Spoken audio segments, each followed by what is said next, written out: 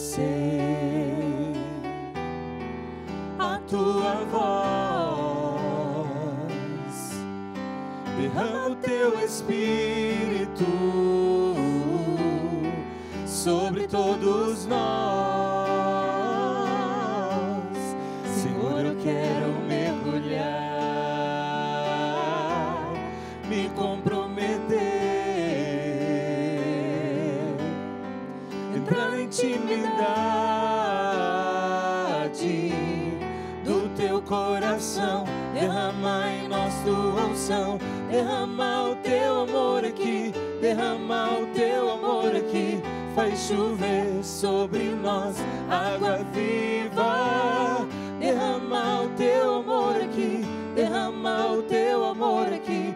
Faz chover sobre nós água viva. Boa noite, minha gente. Que alegria. Ele ressuscitou.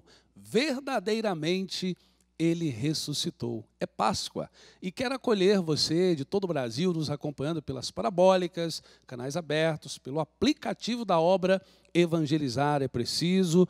Quero acolher você aqui em Curitiba, região metropolitana. Quero acolher você em todo o Brasil. Que Deus abençoe a sua vida.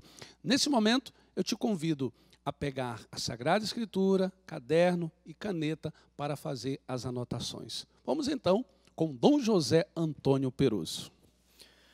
Olá, William, queridos telespectadores, saúdo também o Vinícius, Joelma, Jean, a nossa Tere, lá no outro estúdio, no outro lado. Eu nem a vejo desde aqui, mas ela nos vê. Eu falo no plural porque estamos aqui em 5, neste lado, aqui no auditório da TV Evangelizar. Quero saudar também, é grande a equipe que atua aqui na retaguarda, um número até maior.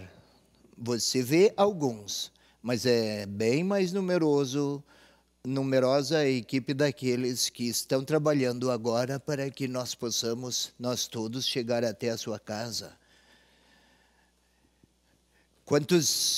Que dias intensos esses da Páscoa, meu irmão, minha irmã, mas graças a Deus, belas celebrações, a celebração da Vigília Pascal, mas é de uma densidade de sentidos que é comovente.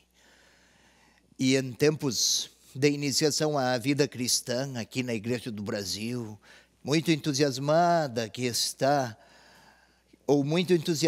que estão inúmeras comunidades pelo Brasil afora, adultos que foram batizados na Vigília Pascal. Aqui em Curitiba o número foi grande, é gratificante.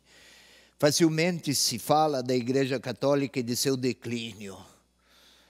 Não se trata de quantificações, mas as experiências de fé, testemunhada por muitos católicos, é belo, é um grande motivo de esperança.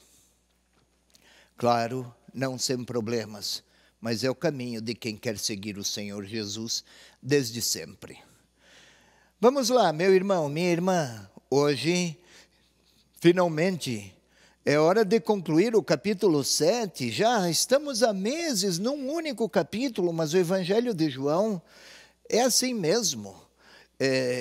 Para que possamos conversar com o evangelista, ou para que deixemos o evangelista conversar conosco, é preciso que o compreendamos.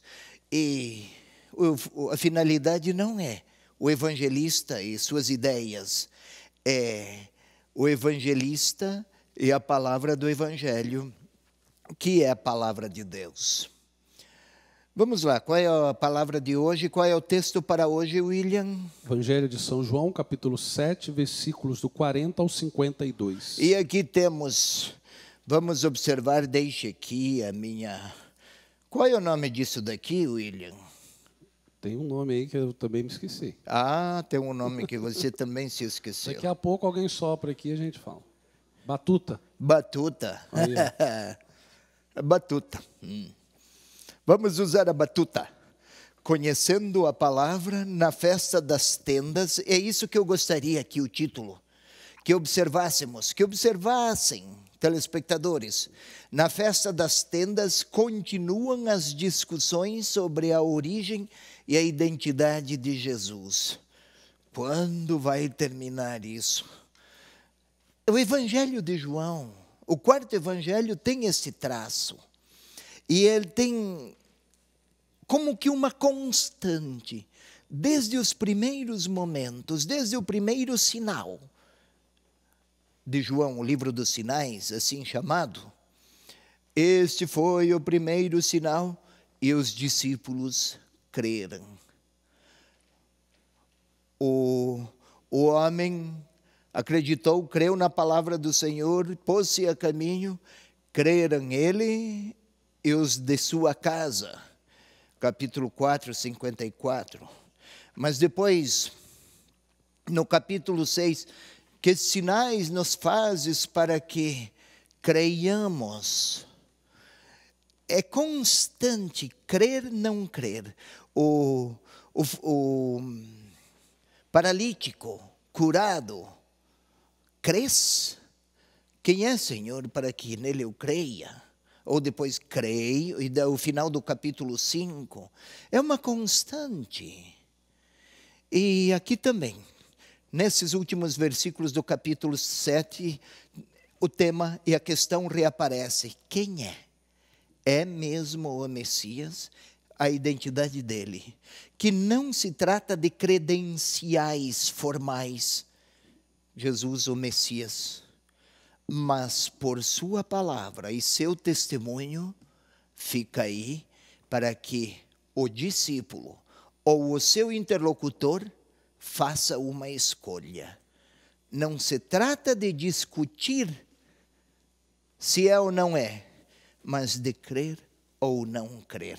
Você pode ler, William, por favor, João 7, capítulo 40 a 52. Mas você poderia ler também os versículos que antecedem o 40, para que o leitor, o telespectador, perceba a conexão com o encontro anterior, o programa anterior, Conhecendo a Palavra. Por favor. Ele falava do Espírito que devia receber aqueles que haviam crido nele, pois não havia ainda Espírito, porque Jesus não fora glorificado. Alguns entre a multidão, ouvindo essas palavras, diziam: esse é verdadeiramente o profeta. Diziam outros: esse é o Cristo. Mas alguns diziam: porventura, pode o Cristo vir da Galileia? A Escritura não diz que o Cristo será da descendência de Davi e virá de Belém, a cidade de onde era Davi? Produziu-se aí uma cisão entre o povo por sua causa. Alguns queriam prendê-lo, mas ninguém lhe pôs as mãos.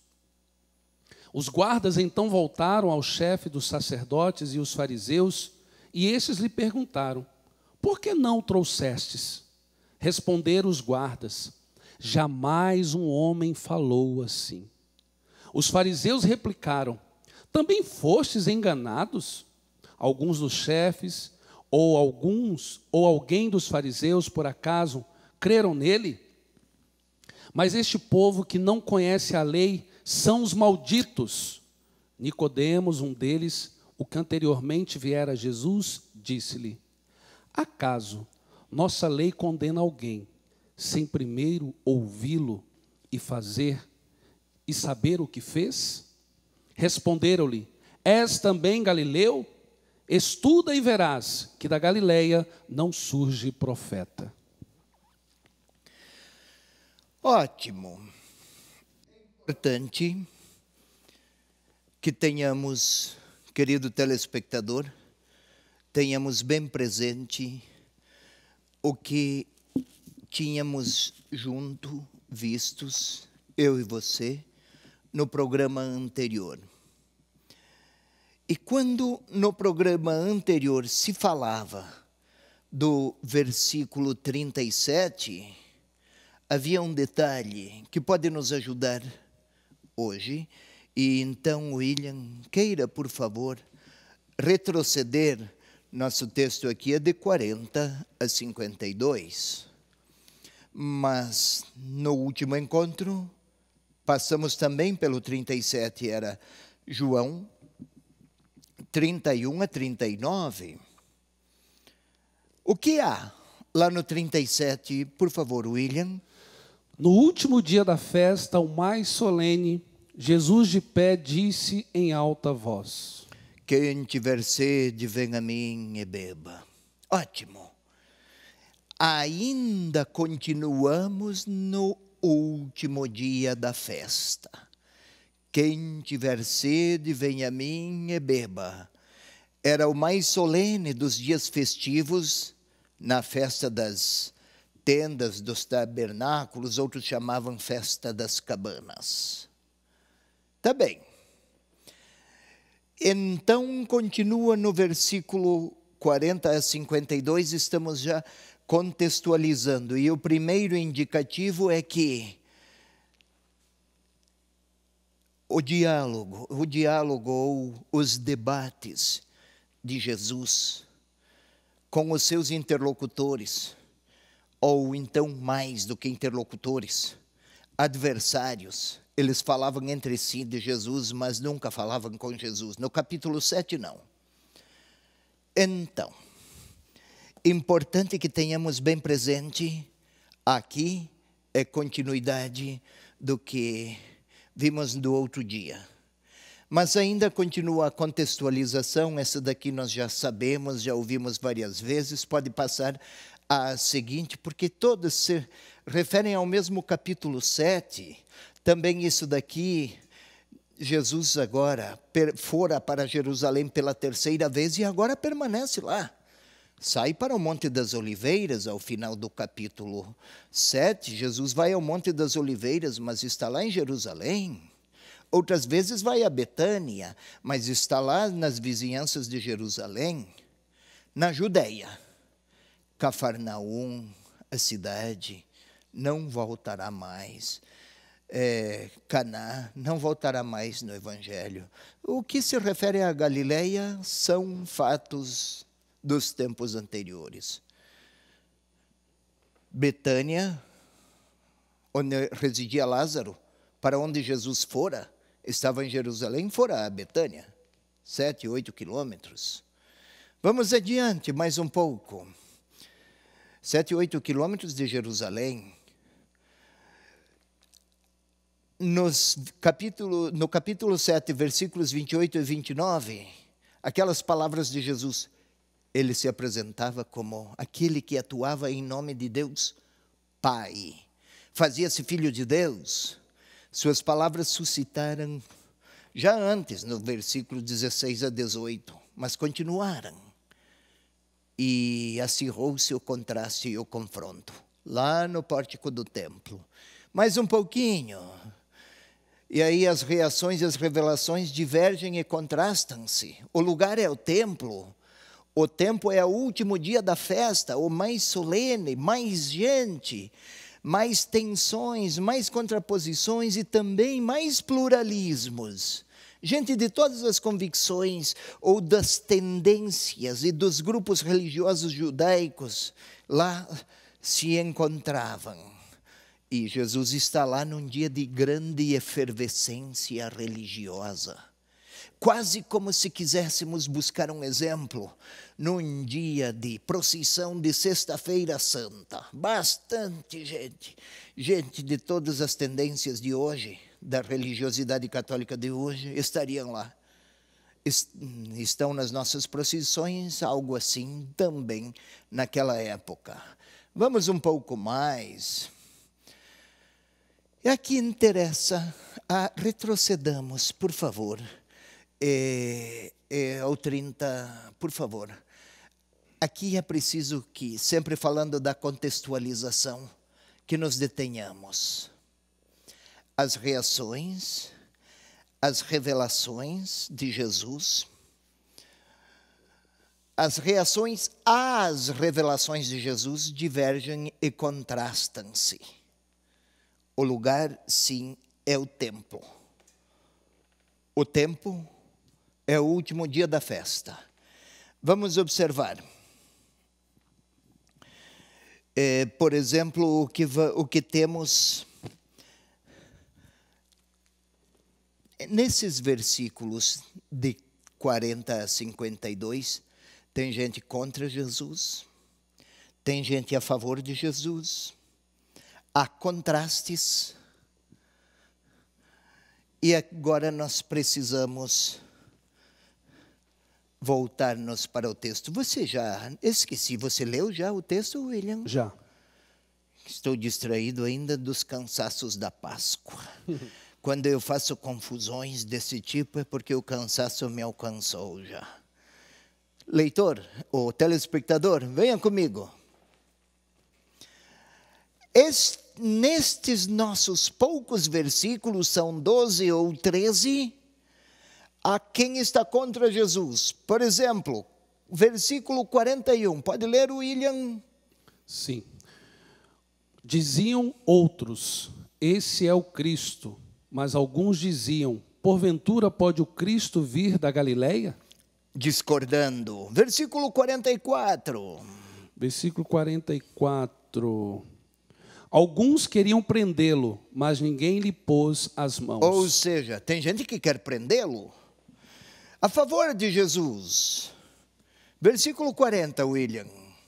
Alguns entre a multidão, ouvindo essas palavras, diziam, esse é verdadeiramente o profeta. Olha, uns é o profeta, outros querem prendê-lo. 41, pode ver mais um pouco, William. Diziam outros, esse é o Cristo. Opa, uns o profeta, outros o Cristo, já nomeia, explicita mais. O Cristo é o Messias que esperávamos, que o povo esperava com ansiedade.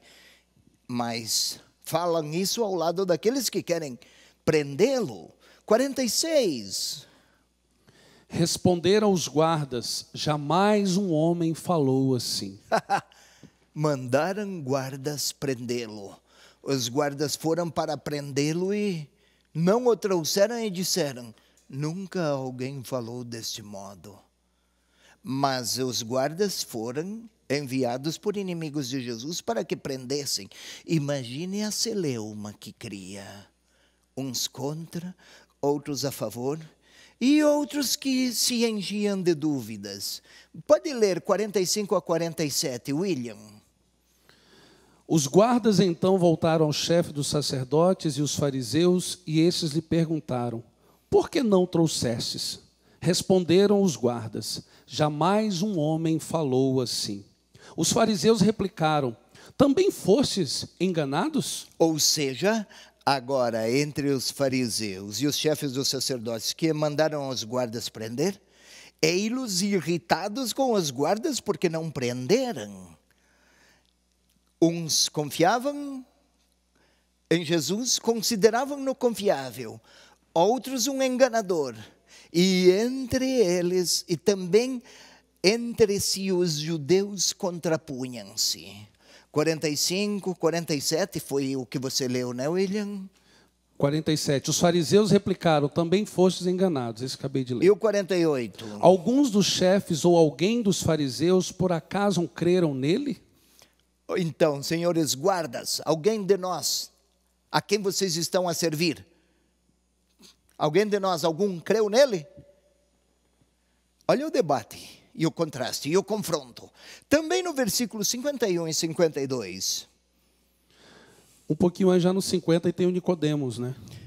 Então vai, 50 Nicodemos, também. Um deles, o que anteriormente viera a Jesus, disse-lhes, acaso nossa lei condena alguém sem primeiro ouvi-lo e saber o que fez? Responderam-lhe, és também Galileu? Estuda e verás que da Galileia não surge profeta. Agora é Nicodemos com os fariseus e os fariseus com ele. Isto é, tudo isso no templo. Era isso que eu estava a dizer. No templo. O templo é o último dia da festa. O mais solene. No dia mais solene, o grande tema é a identidade de Jesus e quem é Ele. Uns com os guardas apostos e outros a dizer que talvez seja Ele o Messias. É motivo de controvérsia. É neste quadro. Olhem, poucos versículos e 3 grupos. A favor, contra e entre estes muitos contrastes e divergências. Parece comentário de um jogo de futebol, só que aqui é uma pessoa. Vamos lá. Vamos começar então os nossos versículos. Essa identificação toda, essa saliência, esse debate, esse destaque do evangelista a estes contratempos e a essas divergências, evidencia a importância que o evangelista quer conferir à pessoa de Jesus. Ele fala, no pórtico do templo, as reações são estas.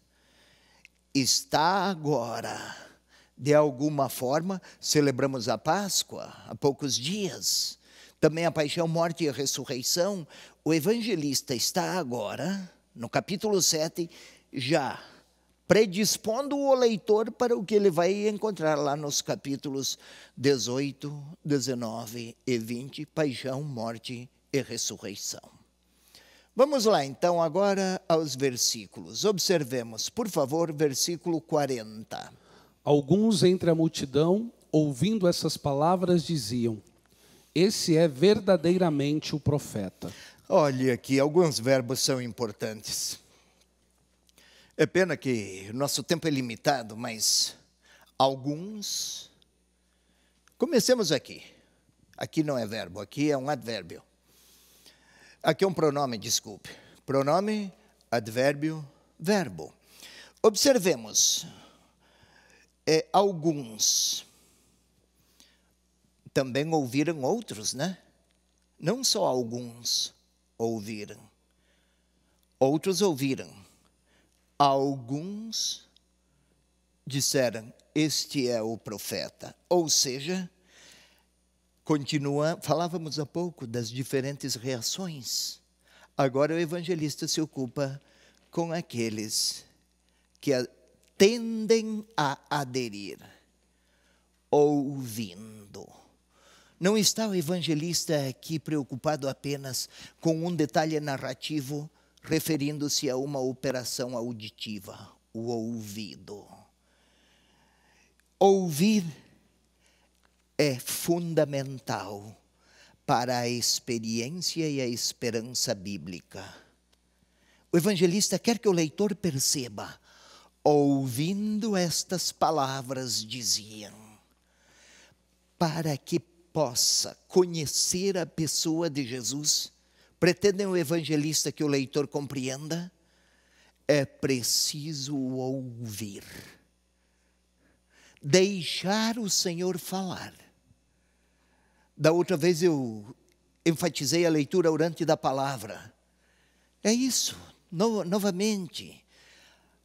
Ouvir, quem ouve, compreende, por experiência. Quem não ouve, vai concordar ou discordar das ideias de Jesus. Só isso.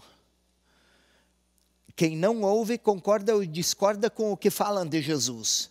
Agora, quando se o ouve, se o faz com disposições receptivas, uma reação suscita. E aqui, então, precisamos ver este advérbio para compreender melhor e daí conectar, integrar o verbo ouvir com o advérbio verdadeiramente. Mas é para depois, daqui a pouco.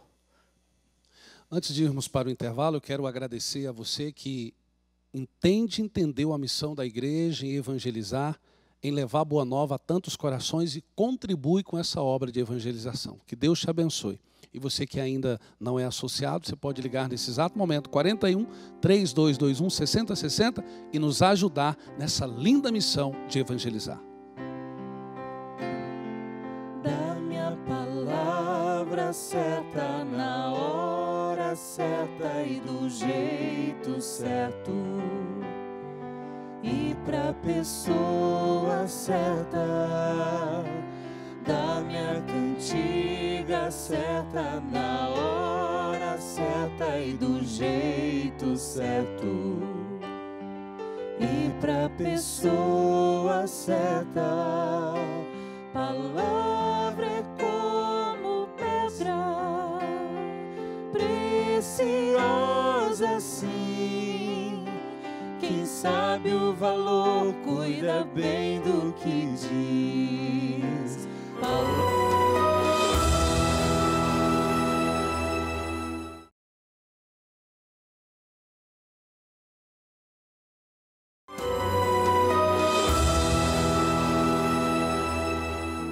Dá-me uma fé viva, dá-me uma fé nova, traduzida na vida, testemunhada no amor pelos irmãos. Dá-me uma fé viva, dá-me uma fé nova, traduzida na vida, testemunhada no amor pelos irmãos. Estamos de volta e aqui vai a nossa saudação para tantas pessoas que nos acompanham pelas redes sociais, pelo Facebook aqui da TV Evangelizar. Robson Silva nos acompanhando de São José dos Pinhais, aqui região metropolitana de Curitiba. A Carmen Lúcia nos acompanhando de Belém do Pará, pelo canal 51. Lembrando que há 5 meses atrás, no mês de dezembro, nós chegávamos em Belém do Pará pelo canal aberto. Que Deus abençoe a vida de vocês. A Sueli de São Paulo, a Nair Castro, Uraí, estado do Paraná. Temos aqui também a Patrícia nos acompanhando do estado do Ceará. Muito obrigado a estes todos que querem conhecer a palavra, eles e elas, de toda parte do Brasil. E, William, nós precisamos, e também a Joelma, mas vale para o Jean e vale para o Vinícius, uma frase que ouvi uma vez de Dom Albano Cavalim, arcebispo de Londrina. Ele era antes bispo auxiliar aqui em Curitiba, e eu era estudante de teologia, e ele insistia, conosco seminaristas, o povo tem radar. Percebe quando o nosso modo de falar de Jesus Cristo retrata a amizade com Ele ou informações sobre Ele. O povo tem radar, William, e eles percebem se amamos Jesus Cristo ou fazemos propaganda dele. Aliás, evangelizar não é o mesmo que propagandear. Propaganda, eu ofereço um produto para que alguém consuma. Agora, evangelizar é apresentar a figura de Jesus Cristo a quem está em busca dele e se encontre com ele. Às vezes, o mero produto religioso pode criar dificuldades à fé. Se fazermos propaganda de Jesus, se fizermos propaganda de Jesus ou de Deus, isso não necessariamente é evangelização. Discurso religioso. Não dá para evangelizar sem espiritualidade e sem experiência de fé. E aqui, este programa não é aulas, não se pretende isso. O que se pretende é, mediante a palavra, aproximar Jesus Cristo dos seus, do seu povo e o povo do seu Senhor. É por isso, queremos conhecer a palavra para conhecer o Senhor Jesus. E falar nisso, há pouco, no intervalo aqui, a Claudineia, colaboradora aqui na TV Evangelizar, brilhava os olhos no intervalo para dizer que encantou-se com o sentido da palavra ouvir. Então eu vou reforçar um pouquinho mais. Aqui o verbo ouvir, estávamos aqui ouvindo. Eu prometera que íamos ver também o advérbio verdadeiramente. Mais um pouquinho, voltemos ao ouvir. Não esqueçamos, eu já expliquei uma vez, querido telespectador. Ponha-se aqui à frente, William. Para nós, no mundo ocidental, falar é pronunciar a palavra. E ouvir, facilmente, é interpretado como uma operação auditiva. Lá na cultura de fundo judaico, que inspirou o autor, William, o verbo ouvir e falar. Quem fala não apenas enuncia certos conteúdos. Quem fala é como se saísse de si para viver na existência de quem ouve. E quem ouve é como se abrisse para acolher a pessoa, não as ideias, a pessoa de quem fala. Não esqueça disso, William. Não esqueça disso, telespectador. Agora voltemos, por favor. Jesus está no pórtico do templo. Num dos pórticos, havia muitos. Falava, alguns ouvindo. Não apenas alargavam os ouvidos e concentravam a atenção numa espécie de operação psicológica. Mas ouvir significava acolhiam a pessoa de Jesus. E quem acolhe a sua pessoa, percebe, este é o profeta. A expressão deles, explicarei daqui a pouco. Mas quem ouve, acolhe a pessoa. Por isso eu insisto na leitura orante da palavra. É para acolher a pessoa de quem fala. É o Senhor Jesus que fala. Então vamos mais um pouco. Você queira ler, William, novamente o nosso versículo 40? Alguns entre a multidão, ouvindo essas palavras, diziam: esse é verdadeiramente o profeta. Verdadeiramente. Primeiro é verdadeiramente. É usado o verdadeiramente.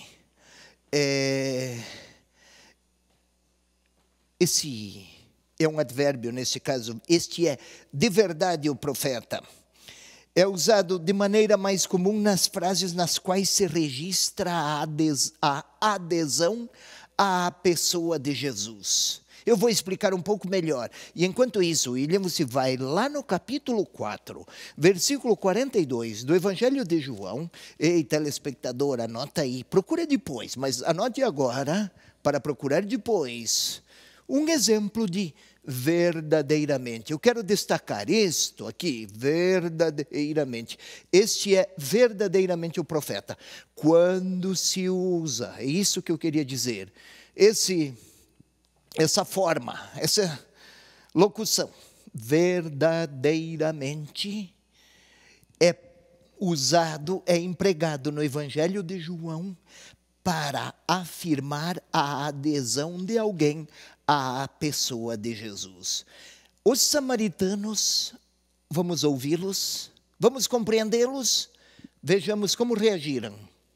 E diziam à mulher: já não é por causa de teus dizeres que cremos, nós próprios ouvimos e sabemos que esse é verdadeiramente o Salvador do mundo. Agora olhamos aqui a um outro exemplo, João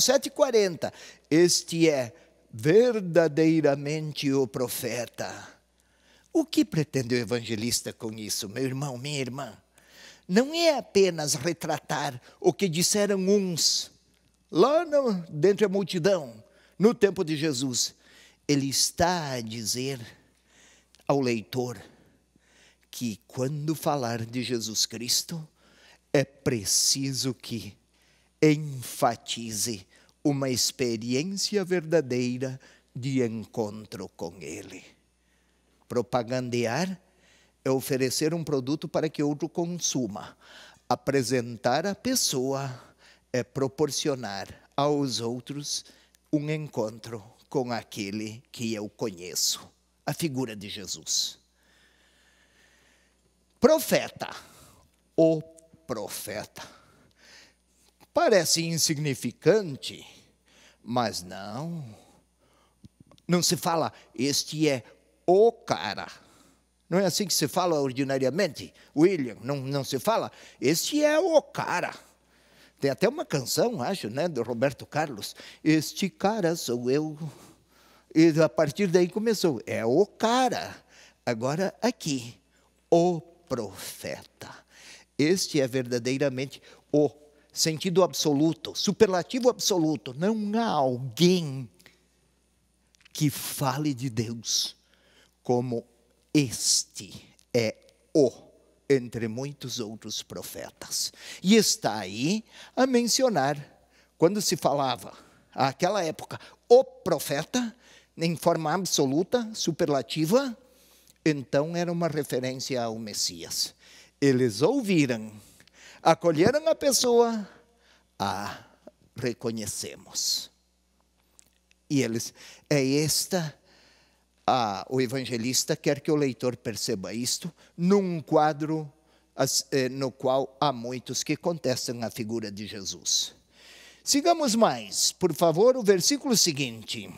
Diziam outros, esse é o Cristo, mas alguns diziam, porventura, pode o Cristo vir da Galileia?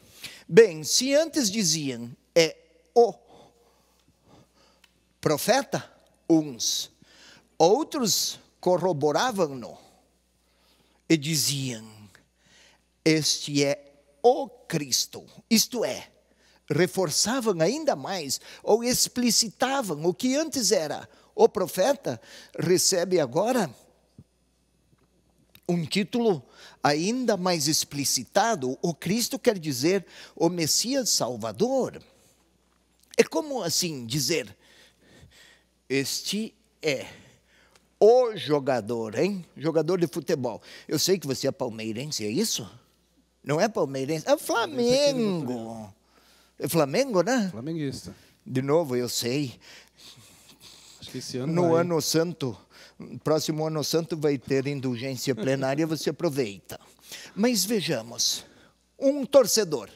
Este é o jogador do nosso time. Um outro torcedor vai dizer, não, este é o jogador do Brasil. Já aumentou? Aqui, este é o profeta. Não, é muito mais, é o Cristo. E outros, William, pode ler o restante do mesmo versículo, por favor? Mas alguns diziam, porventura pode o Cristo vir da Galileia? Então, agora, já no início, lá no capítulo 1, pode vir alguma coisa boa de Nazaré? Quase que deram uma gargalhada de desprezo. A mesma coisa aqui. Isto é, a origem era um critério decisivo para a identidade e a legitimidade do Messias. E o que se pensava? Desde os tempos do profeta Miqueias, mas também depois o salmista aponta, imaginava-se que o Messias deveria nascer ou viria da cidade de Davi. Isto é, Belém, que é na Judéia. Por razões de tempo, nós não vamos aqui, não iremos ao mapa. Mas, como pode? Este é da Galileia, é Galileu. Fala, vimos da outra vez, os soldados também não prenderam. Vimos no outro intervalo, desculpe, na primeira parte. E aqui permanece a dúvida, não mais por causa do que ouviram, é porque consideravam que quem viesse da Galileia jamais teria credenciais messiânicas. Não era o que Jesus falara e a sua palavra, era o conhecimento que tinham eles das tradições judaicas. E Deus pegou no contrapé até os homens e mulheres do Antigo Testamento. Então,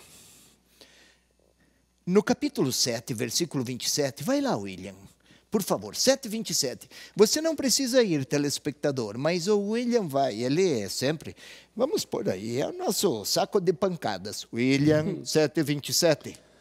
Mas nós sabemos de onde esse é, ao passo que ninguém saberá de onde será o Cristo quando ele vir. Então, lá se informa, né? Tem um outro pensamento. Uns diziam, virá de Belém, virá da Judeia. Outros grupos, ninguém saberá de onde vem. E disseram, este sabemos, é de Nazaré, filho de José.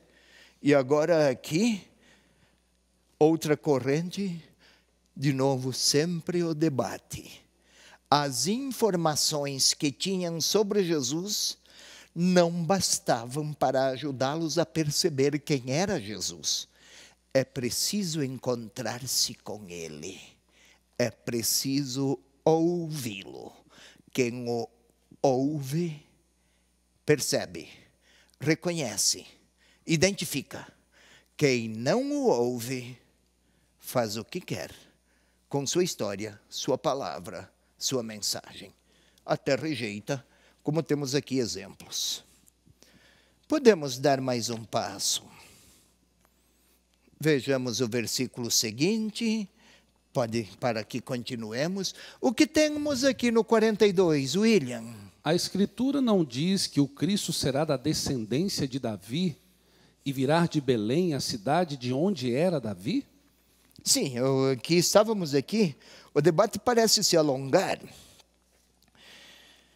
Bem, havia duas condicionantes, ou duas hermenêuticas, vamos falar assim, ou tradições que se destacavam, se evidenciavam mais do que outras.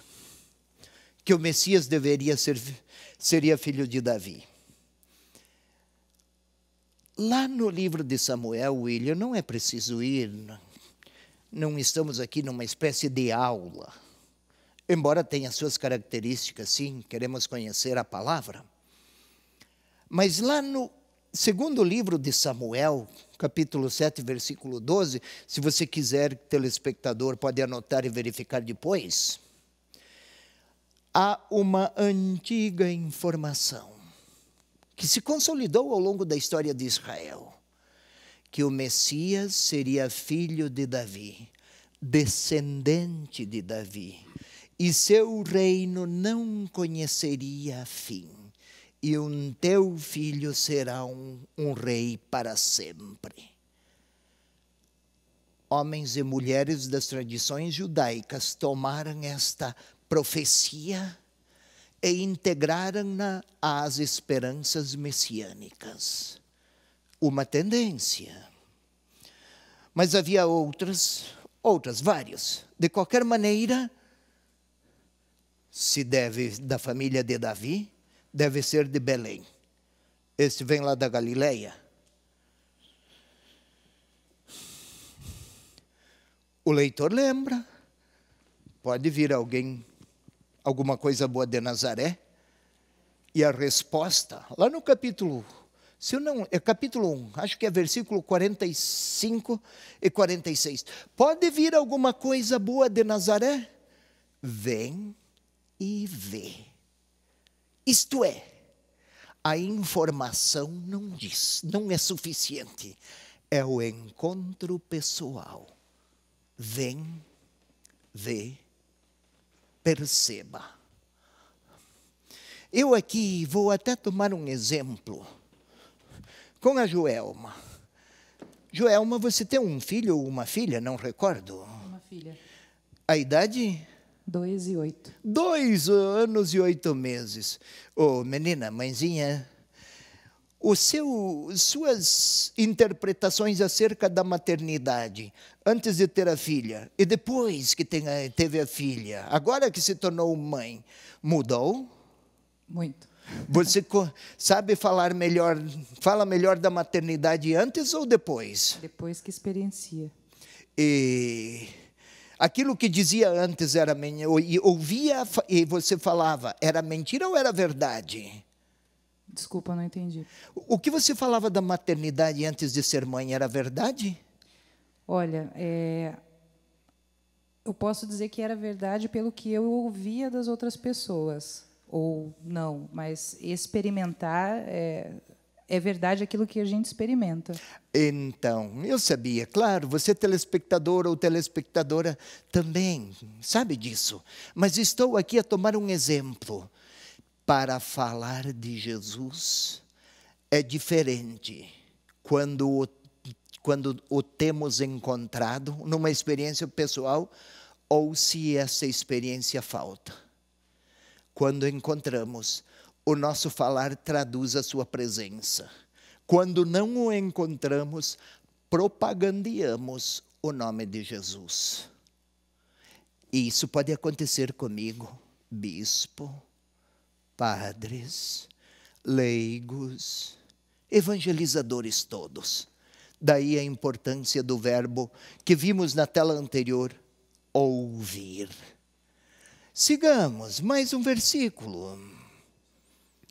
Só um instante, estamos aqui já no 40. Voltemos ao 42, por favor. Gostaria. É muito importante aqui. O leitor, na realidade, sabe da origem de Jesus. Jesus de Nazaré.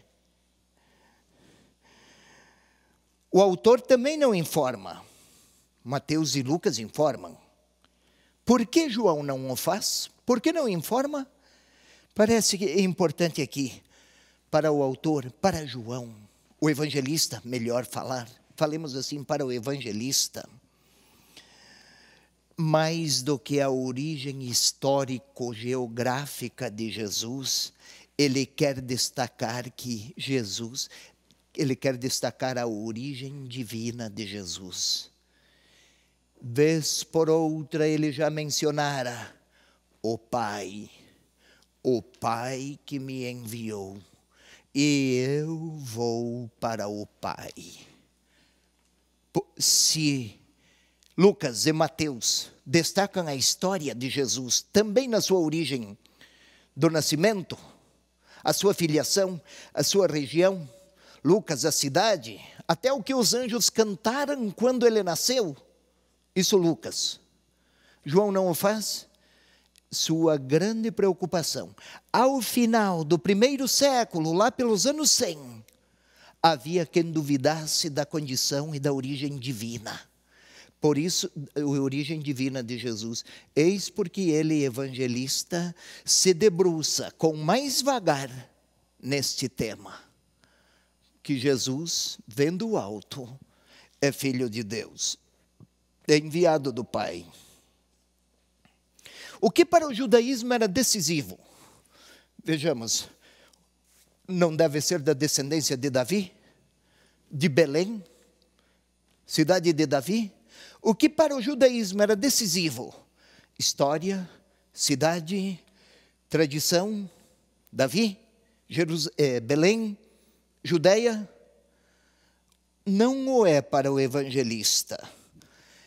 Era um tempo em que havia muitos confrontos entre os cristãos que aderiram a Jesus e aqueles judeus que não aderiram a Jesus. E havia muitos confrontos. Os judeus diziam que os seus irmãos, outros judeus que se fizeram cristãos, eram traidores das suas tradições. E eles, cristãos, judeus também, que se tornaram cristãos, disseram que seus irmãos não tinham compreendido que o Messias já chegara. Era este o debate. E é por isso, Sabemos, por isso que o evangelista está a destacar, descendência de Davi, Belém, cidade de Davi. A explicação aqui se alongaria, mas a turma aí da retaguarda faz uma fisionomia tão taciturna que é melhor sorrir para eles e dizer que eles serão atendidos. Intervalo. Nós vamos para o intervalo, continue conosco. Você também pode nos acompanhar pelas redes sociais, facebook.com/TV Evangelizar. Curta a nossa página, como se inscrever também na nossa página no YouTube, youtube.com/TV Evangelizar Oficial. Voltamos já. A palavra do Senhor quando chegou, desinstalou meu coração. Ao chegar desafiou-me a exigir uma resposta de sim ou não.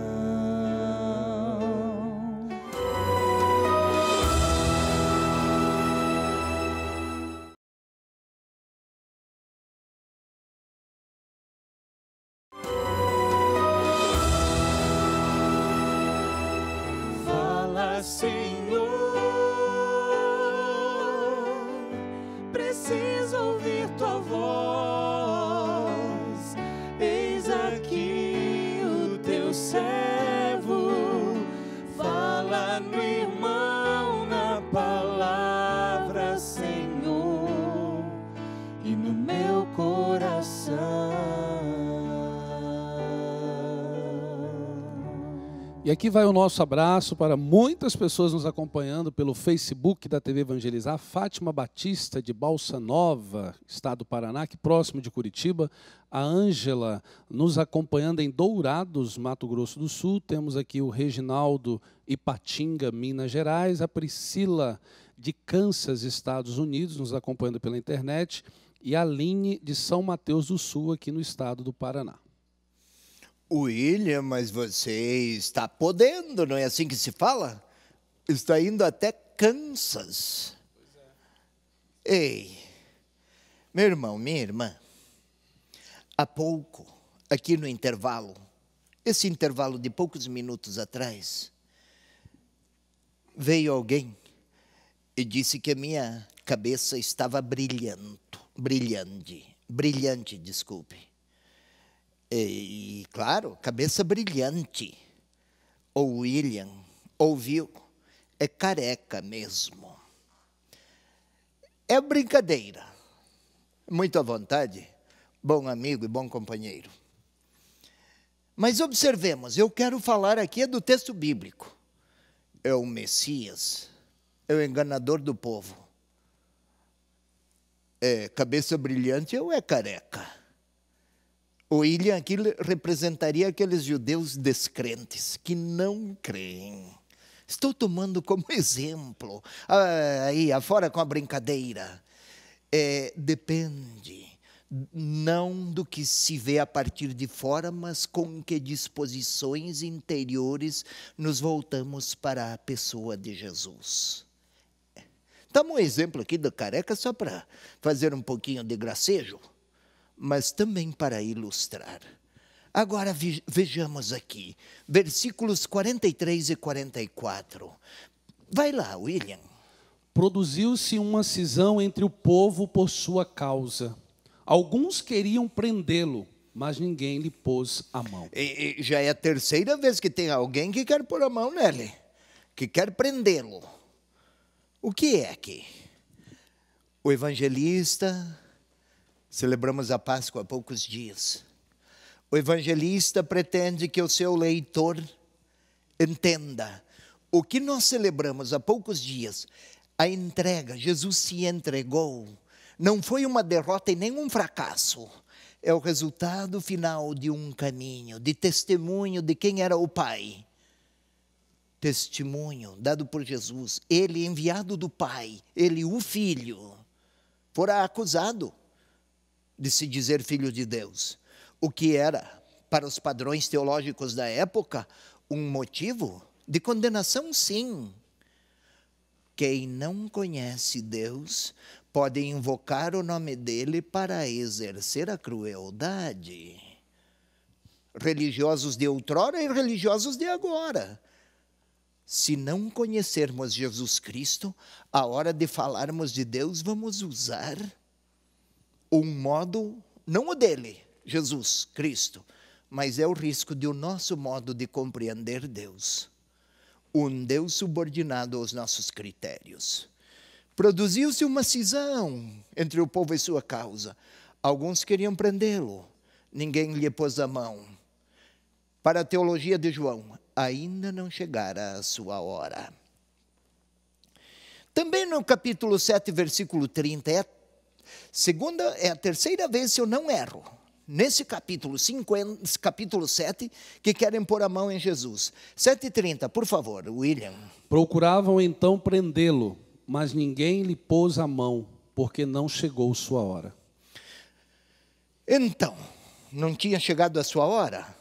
Também agora, no versículo 43, ignoravam a identidade de Jesus, por isso não compreendiam e não tinham autoridade sobre ele. E até quando ele se entregar, ele não terá fugido à sua soberania.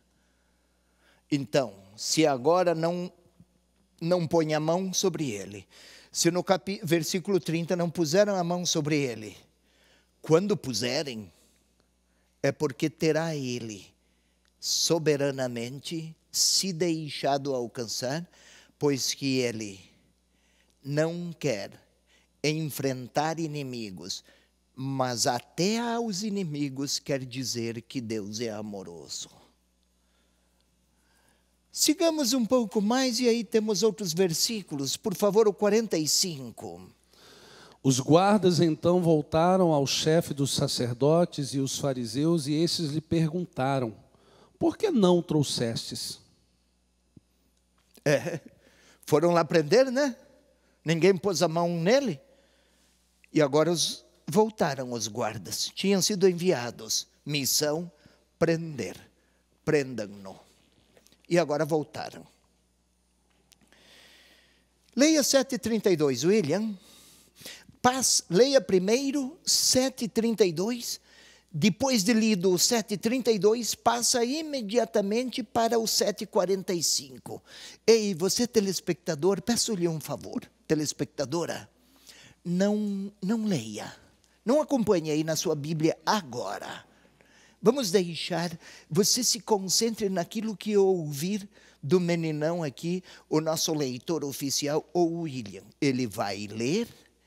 E nós, eu e você, nós todos vamos ouvi-lo. Por favor, William, do 7:32, depois 45. Os fariseus perceberam que o povo murmurava tais coisas sobre Jesus. E eles e os chefes dos sacerdotes enviaram alguns guardas para prendê-los. Os guardas então voltaram ao chefe dos sacerdotes e os fariseus, e esses lhe perguntaram: por que não trouxestes? Por que não o trouxestes? É impressionante aqui, pode ajudar a olhar aqui. Observemos a maneira como o evangelista redigiu. Aqui está, acompanha comigo, telespectador, telespectadora. Os guardas, então, voltaram aos chefes da sinagoga e eis aqui o artigo, voltaram aos chefes dos sacerdotes e aos fariseus. Isto na nossa tradução. O evangelista escreveu um pouco diferente. Os guardas então voltaram aos chefes dos sacerdotes e fariseus. Puseram em um artigo só, chefes dos sacerdotes e fariseus. Grande coisa, um artigo a mais ou a menos? Grande. Qual? estes grupos, chefes dos sacerdotes e fariseus, não tinham proximidades, eram adversários, eram antagonistas, tinham diferentes interpretações acerca do Messias, cada um interpretava ao seu modo, mas quando é contra Jesus, então os dois adversários fazem parte de uma mesma unidade. É este o sentido da falta do artigo. Aqui tem uma intenção redacional, qual o evangelista quer que o leitor perceba. Só que aqui a tradução é difícil, mais difícil, que estes adversários agora fazem parte de uma mesma coalizão, de um mesmo grupo. Entre si são adversários, mas se é contra Jesus, então estão nas mesmas fileiras. Olhe o grau de tensão, de raiva e de malevolência por parte dos adversários de Jesus. Por que não o trouxestes? O versículo seguinte vai nos ajudar a compreender por que não o trouxeram. William? Responderam os guardas: jamais um homem falou assim. Jamais um homem falou assim. Eu tinha destacado há pouco sobre o sentido de ouvir, lembra, William? Lá foram aqueles intencionados a aprender, mas, embora não descreva, não mencione, jamais um homem falou assim, não explicita, mas se falou, ouviram. E se observar, como está escrito aí na tela, queira, pois, olhem, responderam os guardas, jamais um homem falou assim. Nem diz o que é que ele falou. Eles se fascinaram com a pessoa de Jesus, não com as suas ideias. Não se trata aqui de concordar com a doutrina, como se tratasse de um sistema de pensamento. Não, não é isso. O pensamento vem depois, e todo o sistema doutrinal acompanha. Mas é o encontro pessoal com Jesus o ponto de partida para uma mudança de vida. Olhem, no versículo anterior, até gostaria que voltasse ao versículo anterior para um outro verbo que tem lá. Por favor. Então os guardas voltaram. No conjunto da simbologia, da linguagem da época, voltar é o verbo usado para quem se converte. Então eles foram até Jesus para prendê-lo. Ouviram-no, voltaram, um outro rumo.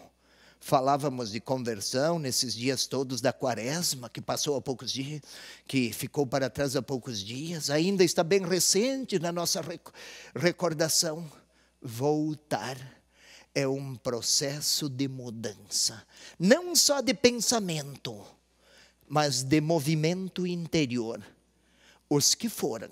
Agora voltemos ao versículo de interesse. Os guardas voltaram e responderam: jamais um homem falou assim. Ou seja, eles não retratam de forma imediata o qual fora o pensamento de Jesus, mas eles ainda não se posicionam sobre a identidade de Jesus. Não é que já são discípulos, mas ouvindo-o, tomaram uma posição ante sua própria tarefa, prendê-lo. Não o fizeram. mudaram os próprios projetos. São as disposições pessoais em torno da palavra de Jesus, são estas que mudam as nossas atitudes. Por isso, se aqueles guardas nos dissessem alguma coisa hoje, querido telespectador, querida telespectadora, meninão, meninos, menina, se aqueles guardas nos encontrassem aí na esquina e nos dissessem alguma coisa, e nós perguntássemos por que não o trouxeram, talvez eles nos dissessem, vai lá ouvir. Vai lá, ouça. O evangelista não usa nem esse verbo ouvir, mas destaca ao leitor, aqueles que tinham a tarefa de prender não o fizeram porque, e não são as ideias, não falaram coisas, não voltaram por causa das ideias de Jesus, porque ninguém era retrato de Deus quanto alguém como ele, que falava lá no templo, casa de Deus, no pórtico do templo, lugar da proclamação, lá finalmente, naquele templo, Deus se fizera reconhecer nele, Jesus. O evangelista diz muito mais do que apenas a narração biográfica ou uma descrição de fatos. Ele não tem tanto interesse nisso. Ele quer que o seu leitor perceba por quais modos é possível encontrá-lo.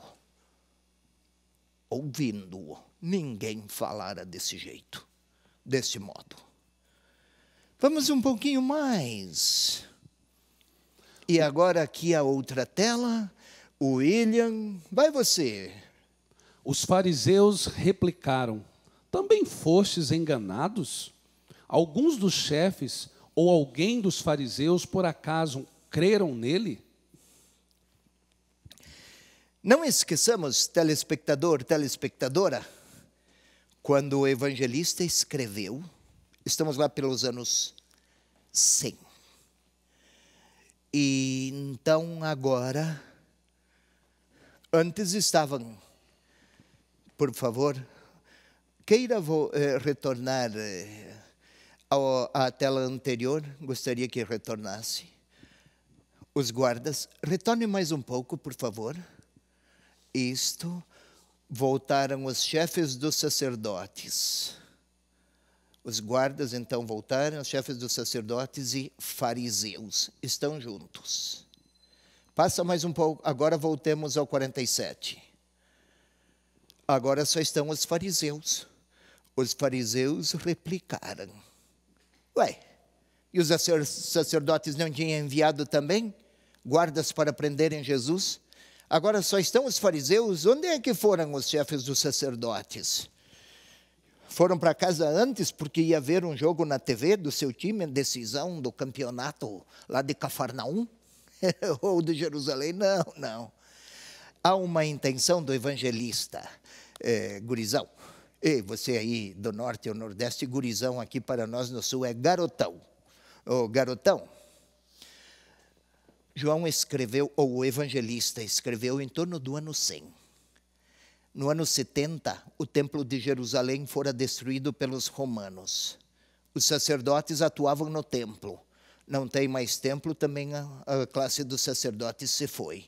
Agora ficaram os fariseus, que eram os grandes debatedores com os cristãos.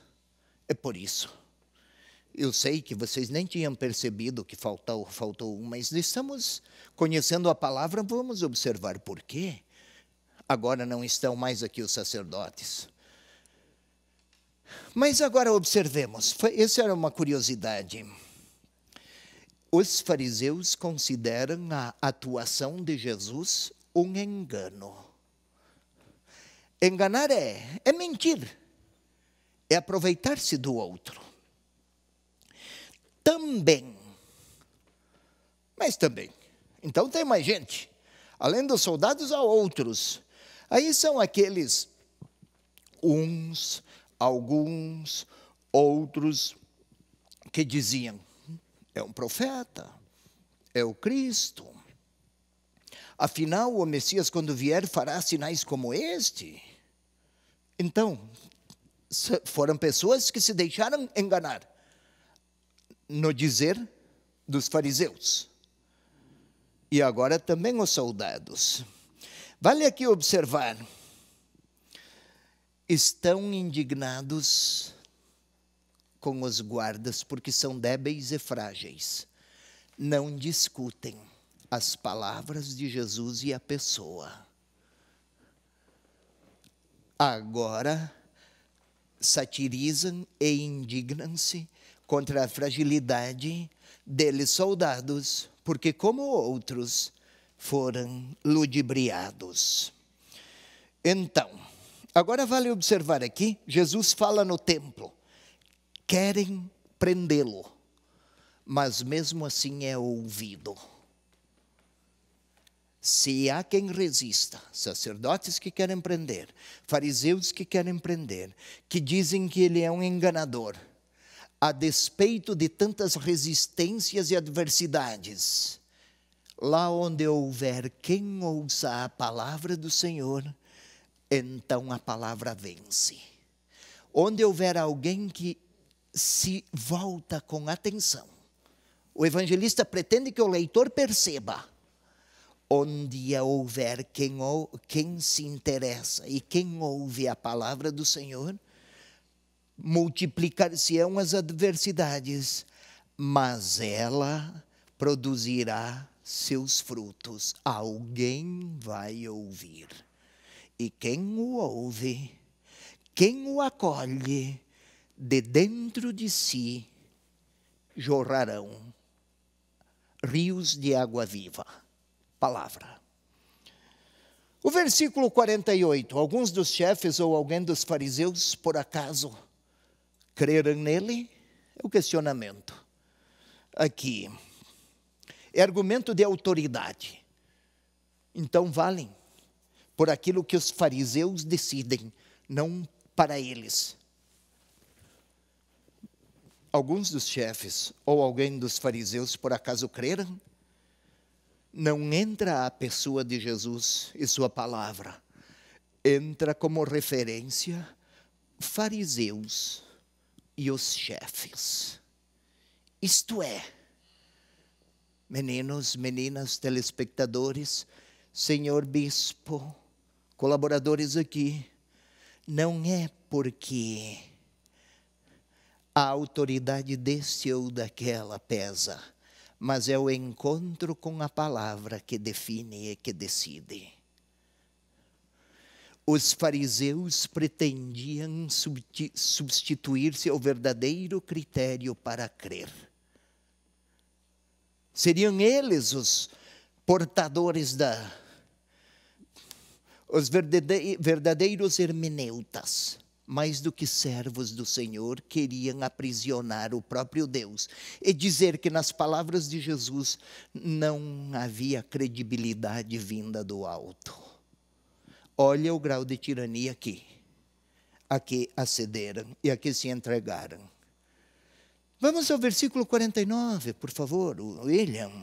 Mas este povo que não conhece a lei são os malditos. Olha que frase dura, né? Este povo que fica a ouvir este homem que não conhece a lei, como os fariseus conhecem, algum fariseu acreditou nele, são uns malditos. Maldito. Quem é maldito? Nas tradições rabínicas, os malditos eram os rejeitados por Deus. Não conhecer a lei religiosa equivalia a ser rejeitado. Ou seja, são destinatários das condenações e das iras divinas. Não conhecer a lei era atrair as iras divinas. Pois bem, justamente aqueles que não conheciam a lei, foi o Senhor Jesus a lhes falar lá no pórtico do templo, e eles ouviram e compreenderam. O que novamente Uma pessoa é credível na medida em que se pode perceber em que grau toma em apreço a palavra, não a palavra lida de maneira fanatizada ou fundamentalista, mas quem ouve e deixa-se ensinar por seu Senhor. Sigamos um pouquinho mais, estamos já a concluir o versículo 50 e 51. Vai lá. Nicodemos, um deles, o que anteriormente viera a Jesus, disse-lhe: acaso nossa lei condena alguém sem primeiro ouvi-lo e saber o que fez? Então, este homem quer ser justo. É das estruturas do judaísmo, mas serve-se da lei. Se no versículo anterior, esses que não conhecem a lei são malditos. Agora ele invoca a lei. Nossa lei condena? Está a questionar? Ou seja, o que aconteceu no versículo anterior? São uns malditos. Não conhecem a lei. Tomaram até a lei dada por Deus para discriminar e rejeitar aqueles que aderiam a Jesus. Isto é, lembra o mandamento? Não tomar o nome de Deus em vão. É tomar o nome de Deus e inutilizá-lo. Eis o problema. Quando não ouvirmos a voz do Senhor Jesus, invocamos o nome de Deus até em vão, porque é grande o risco de apresentar um Deus diferente daquele que Ele revelou. Aquele que Ele revelou é Pai amoroso. O debate vai continuar. Vamos adiante. Um grande abraço. Estamos chegando ao final do nosso programa, Conhecendo a Palavra. Muito obrigado pela sua companhia. Que Deus abençoe o seu restinho de noite. Evangelizar é preciso. Te conhecia, Senhor, somente em palavras, mas hoje meus olhos te viram, em cada passo comigo está.